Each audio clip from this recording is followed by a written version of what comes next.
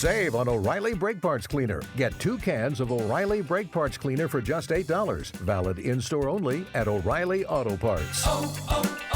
O'Reilly Auto Parts.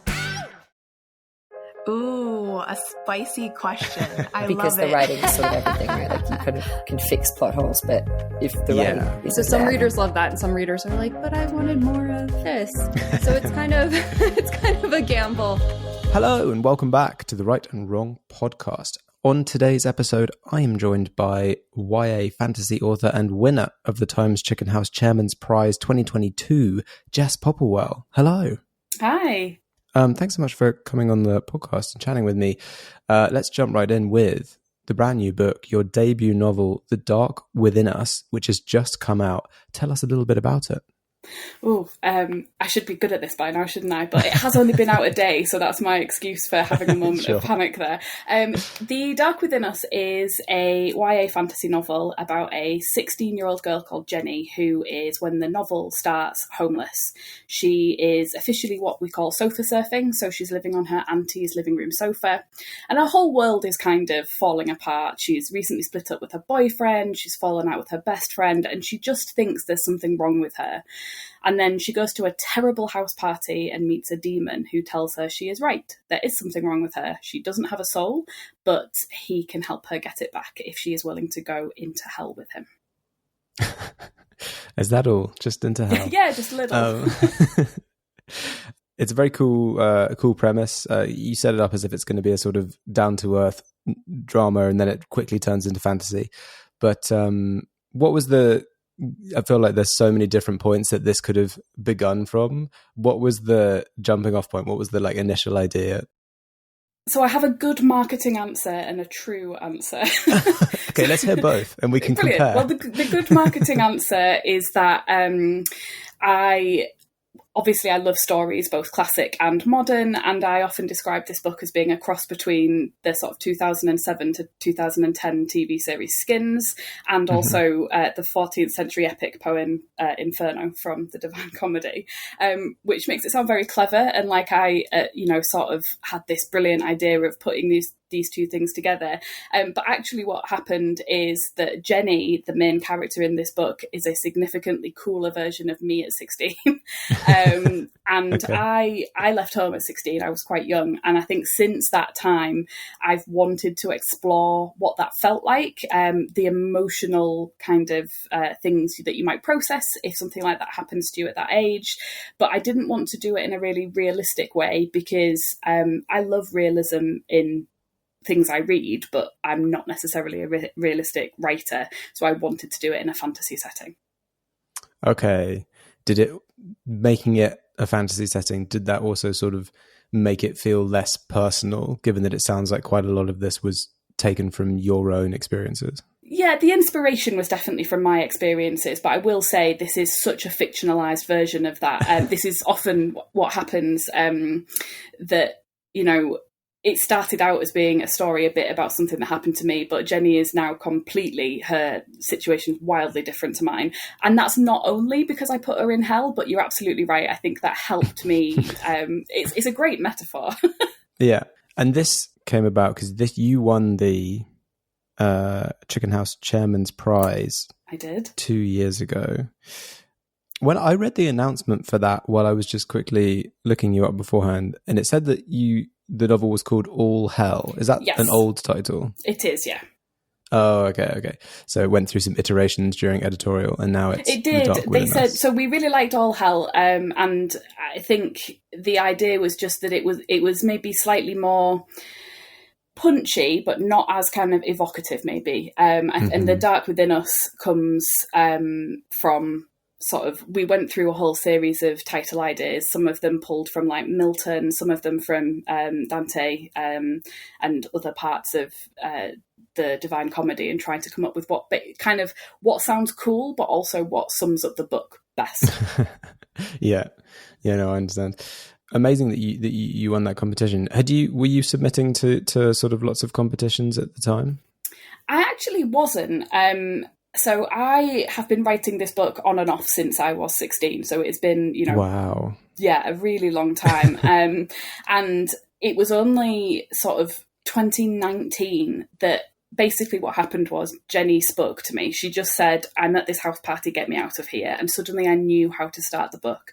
And I had not known how to do that before. I'd gone through so many iterations of this. And it just sort of happened really quickly after that. Partly helped by, I did some writing courses, I made some writing friends, and it really sort of helped it come together. It definitely helped that I got a new job that meant I only had to work 4 days a week. So I had extra time to do it. And there was a period of time where I thought, genuinely, this will not be the book that is my debut. This is not going to get me an agent. This isn't going to get me a publishing deal. It's probably too weird. And also, there's all that advice about your, the things you comp it to should be, within the last 3 years, they should be really modern. And mine were Skins and Dante's Inferno. So I was just thinking maybe this isn't marketable, but I've always loved Chicken House books. Some of my favourite authors when I was younger came from them, and I knew that they did this competition, and I thought, I'm not going to enter loads of competitions, but I do want to enter this one because it asks for a whole manuscript up front, which means it gives me a reason to finish it. And that's the reason that I put it in. And I sort of told myself, if it doesn't go anywhere, that's fine. I'm not going to be upset about it. It'll be a great experience anyway. And then every stage where I got these emails saying, just to let you know, you've been shortlisted or you've been longlisted and then you've been shortlisted, I just kept thinking, are you sure? But it's been great. So are you sure there hasn't been a mistake? My name's Jess. I think you can just double check.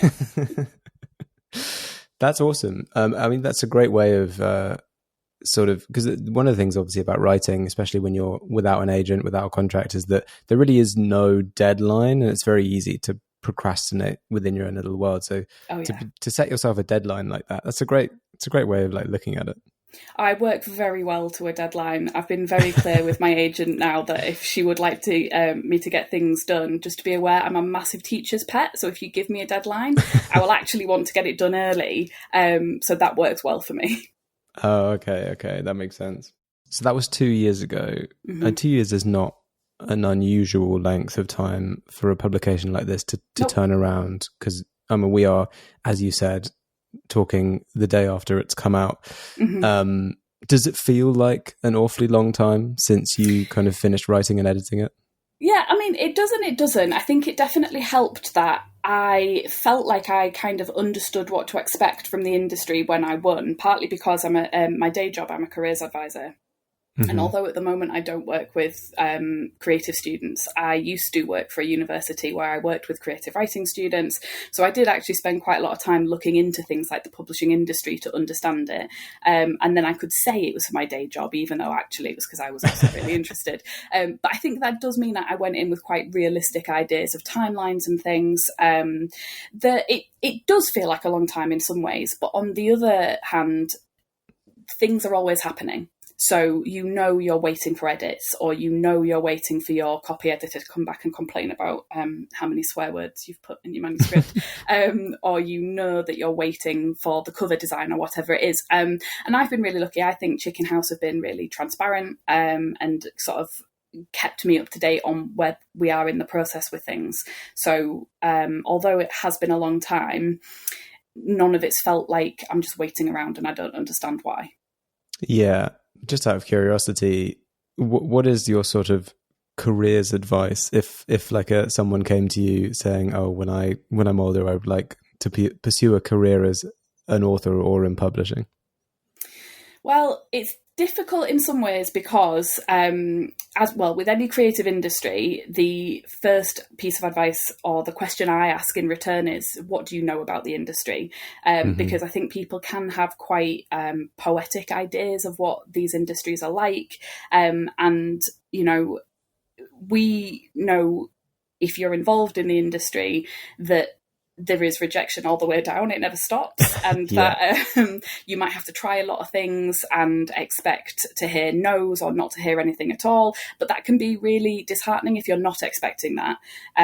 So I think the first thing that I would do is make sure that the person I was talking to really knew what they were letting themselves in for. And then depending on their personal circumstances. So for example, mine, as somebody who left home quite young, I didn't really have the luxury of kind of making this my main focus for a long time. This was why it's taken me so long to get the book written, because I've always had bills to pay. I've always had, rent or, various other things. When I was at university, I had bailiffs chasing me for 3 years. So I couldn't focus on writing a novel until I had that organised. And I think that's the key thing, is if you're interested in any of these industries, understand them, do your research, maybe talk to people who've already been there, so that you go in with your eyes open. And that's not to say that people shouldn't do it, even if they do come from maybe a less traditional background, because I think we need more diversity, like diversity of thought, diversity of experience in these industries. But if you go in with your eyes open and you know what the barriers might be, you can come up with a plan to overcome those. Yeah, but there's very few authors who can afford to do writing like this full time. Absolutely. Especially if you're writing your first, second or third book. I have heard there's a kind of sweet spot where if you've got 5 or 6 books out and you're still consistently getting book deals, that's around where a lot of people start to think, maybe I can start transitioning this into my full-time career. Absolutely. And I think if people want to do that, then what you've got to think about is, okay, so how long might it feasibly take me to get 5 books? Is your vehicle stopping like it should? Does it squeal or grind when you brake? Don't miss out on summer brake deals at O'Reilly Auto Parts. O'Reilly Auto Parts. Out. And that's not, it is just, if I can be realistic about that, I'm not going to put myself in a negative position while I'm waiting for that to be right. I mean, I think that's probably true in even things like video game design or anything. Like, know what the industry is, know what the realistic chances are that you'll be able to survive doing that. And if you need to do a portfolio career, if you need to write on the side and have a job, that's not a failure. You're still a writer doing that. It's just you being realistic and making sure that you keep yourself in a position where you've got the energy to write. Because I know if you've got no money, it's always there in the back of your head, and it can really get in your head when you're trying to write. So making sure that you're in a good position to be creative and not stressed at the same time, I think has got to be one of the best things you can do for your career early on. Yeah, absolutely. I mean, having just said, once you've written 5 or 6 books, you could probably think about going full time. The realization of, if you're traditionally publishing, that's going to look like 7 to 10 years before you can consider, even consider going full time. Let's get back onto you. This is your debut novel, as we mentioned. As your first experience, you've kind of touched on that you did have some knowledge from the sort of outside looking in of what it was like to go through the sort of publishing industry. Having now done it, all the way through from the inside, how did you find the whole process? It's been generally really positive. I think I was quite lucky in some ways. This is a joke when I say this, but I often joke that I cheated my way in by winning a competition because I got my agent and my publishing deal all in one fell swoop. And obviously I know it wasn't really a cheat, but it does feel a bit like that. And that was beneficial because it meant that when you come in via a competition as well, for a start, I wasn't on my own. Sarah Harrison, who won the overall prize at the same time I won the Chairman's Choice Prize, has been really brilliant as a support. We text each other all the time to be like, is this normal? Is this what's happening with you? And I think having somebody to talk to about it who is going through the same thing as you is really useful. For the same reason, I'm very pleased that I'm part of a debut group of UK children's authors in 2024 on Twitter, and we're always in contact as well. We go to each other's book launches. It's a really lovely supportive group, and I think things like that have made it a lot better because that community, I think it is obviously a potentially isolating experience, and having that community has meant it hasn't been. Yeah. No, it's so nice that you have a sort of obviously that community as well, but you have almost quite literally like a book sibling, like a publishing sibling, that you two have kind of gone through almost the same process at the same time with the same publisher and stuff. So yeah, and similarly, I found other authors that have been published via Chicken House, like Amy Jordan, who wrote All the Hidden Monsters.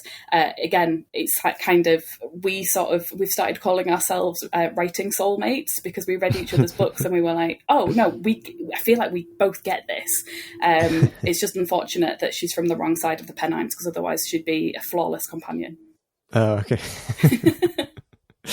And how did you find, and I know that every editor that I've spoken to have been so kind of lovely and warm and talented, but regardless of like how kind of nice an editor can be, I think that phase, especially for like, if it's not something you've done heavily before, can be very, very challenging for an author. Mm-hmm. How did you find the editorial phase?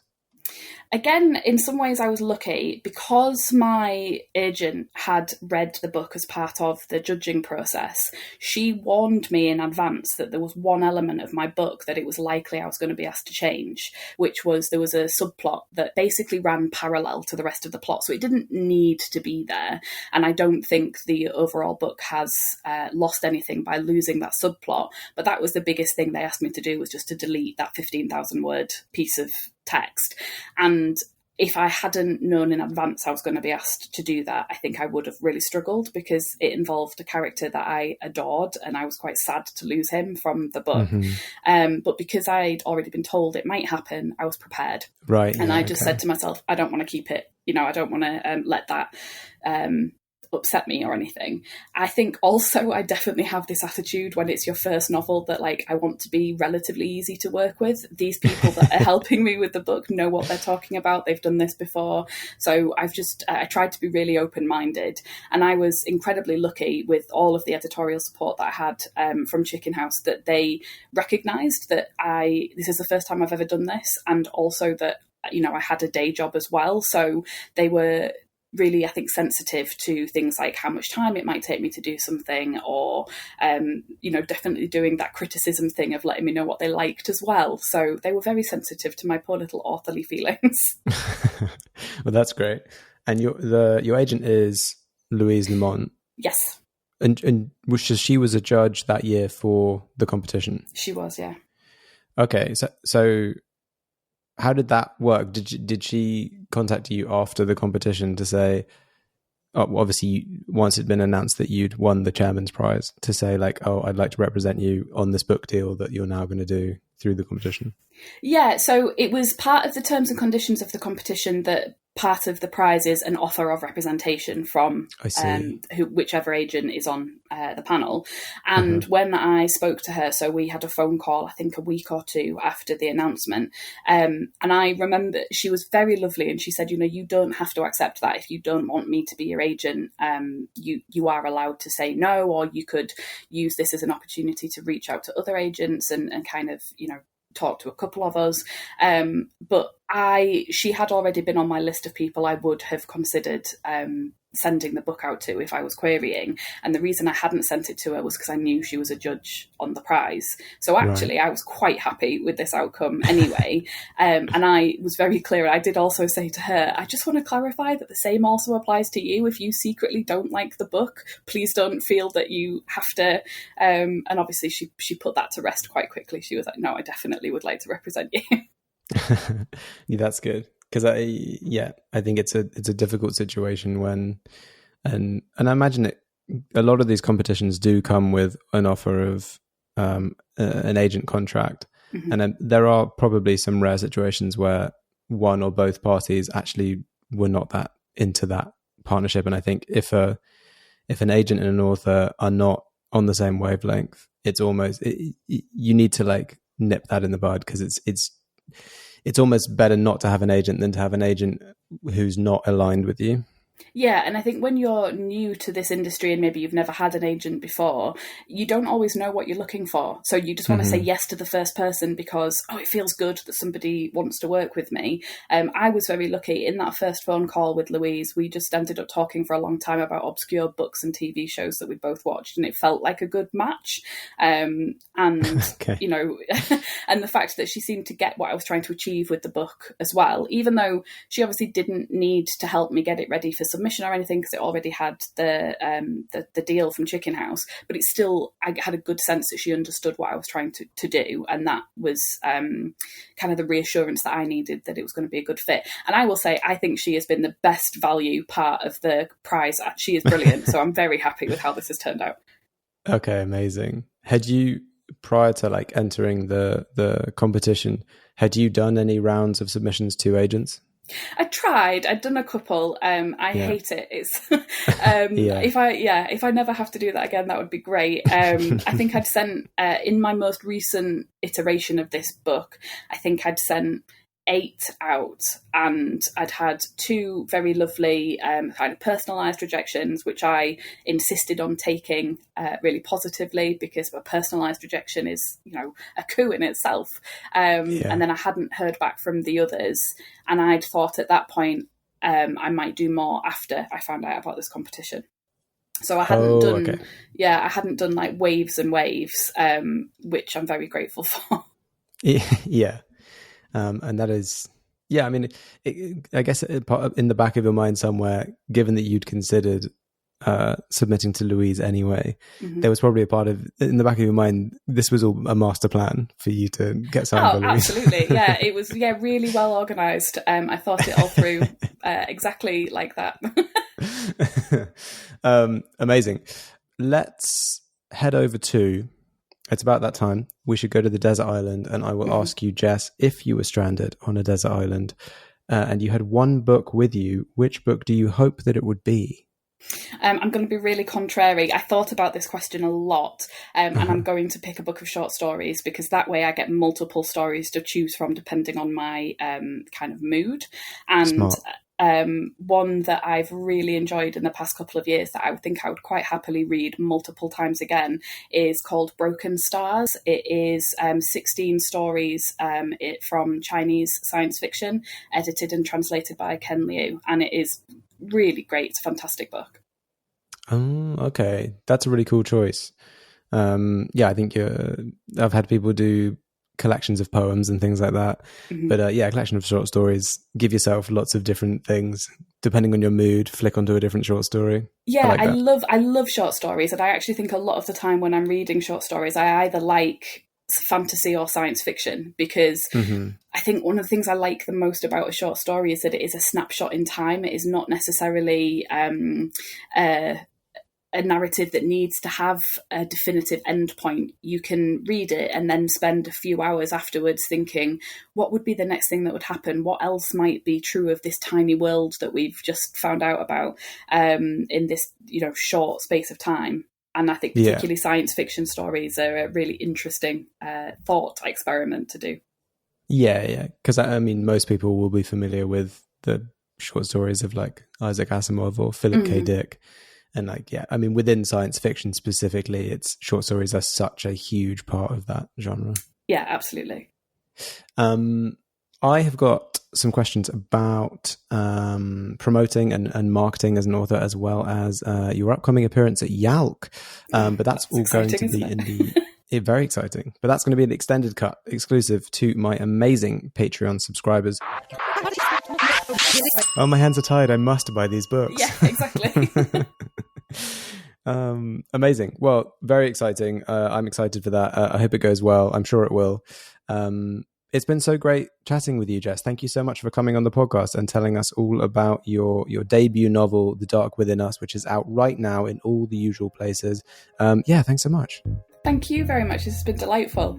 And for anyone listening, if you want to keep up with what Jess is doing, you can follow her on Twitter, Instagram, and TikTok at Jess Pops. That's POPPS. Or you can head over to the website jesspopplewell.com. To support the podcast, like, follow, and subscribe. Get extra content at patreon.com/rightandwrong, and check out my other podcast, The Chosen Ones and Other Tropes. Thanks again, Jess, and thanks to everybody listening. We will catch you on the next episode. When you need mealtime inspiration, it's worth shopping Baker's, where you'll find over 30,000 mouth-watering choices that excite your inner foodie. And no matter what tasty choice you make, you'll enjoy our everyday low prices, plus extra ways to save, like digital coupons worth over $600 each week. You can also save up to $1 off per gallon at the pump with fuel points. More savings and more inspiring flavors make shopping Baker's worth it every time. Baker's, fresh for everyone. Fuel restrictions apply. Is your vehicle stopping like it should? Does it squeal or grind when you brake? Don't miss out on summer brake deals at O'Reilly Auto Parts. Oh, O'Reilly Auto Parts.